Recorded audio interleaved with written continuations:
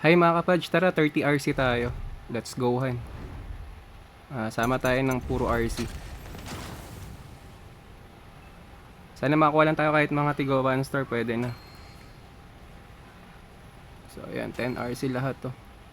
Hintayin natin yung isa. Ayan, naglapag ng ano, LCF, isang easy. So let's go. Kahit tigo 1 star pwede na. 4 na 1 star, 6 na 1 star, kung swertehin tayo pwede. Let's go.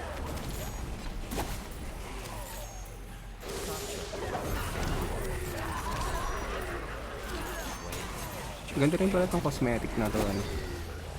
Kaya sa bagong BP ngayon, 20 na skin lahat na pwede mong masuot eh. Pero hindi ko alam kung ano yung magiging permanent dun sa ano eh, sa 20 na yun eh. Kasi sabi may isang matitira. Pero hindi ko alam kung ano matitirang skin.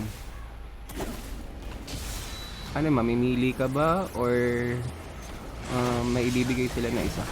Hindi ko sure eh. Pero try na lang natin. Sa mga nakakaalam dyan, ano na lang, comment down below na lang. Sa mga nakasubok ng Battle Pass. Yun, Defiant Soul, nakakuha tayo ng isa. So sa unang round natin nakakuha tayo ng isa. Second round, let's go.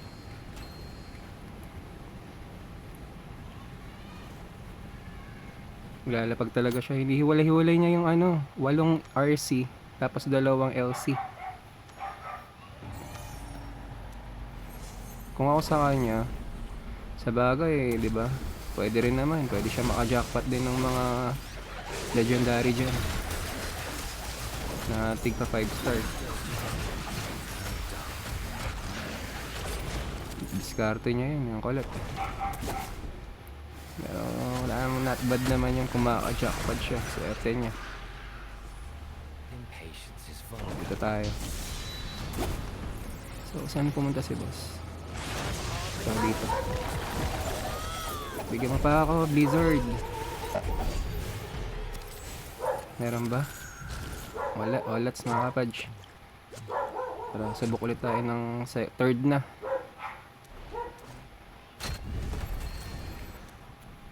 Yun ulit yung nilapag niya. Walang pagbabago. Let's go, han.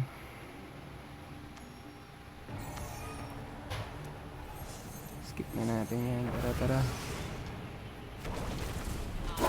Ganda rin yung bagong skin ngayon.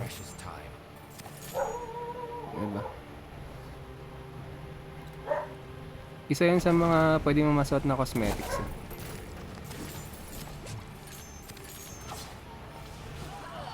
Let's go. Ayan, blue mobs. Dead end ba? Ayan, yellow. Yellow elite. Grabe, malakas yung isa. Hindi na-hit lang ata yung ano, yellow elite. Sa third natin, may isa tayong nakuha na Defiant Soul. Makaka-jackpot ba? Yun, dalawa. Berserker Eye pati Everlast. Sama ringan natin. Oo, Everlasting Torment. So thank you na tayo sa kanila mga page.